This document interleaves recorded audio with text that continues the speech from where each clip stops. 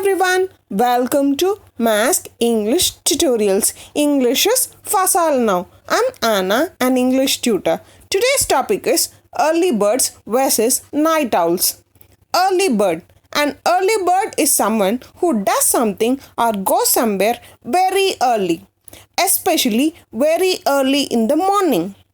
An early bird is also called as a lark or morning person. Example sentence. We have always been early birds, getting up at 5:30 a.m. or 6 a.m. The words early bird can be used as an adjective for describing discounts and offers available for a short period of time at a reduced price. Are you an early bird?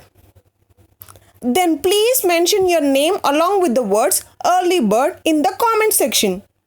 Also comment the names of the real life early birds you have seen.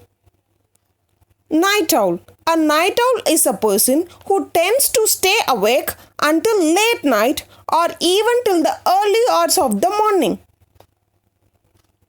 A night owl is also called as an evening person. Example sentence.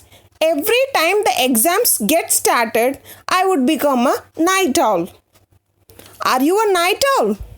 Then please mention your name along with the words night owl in the comment section.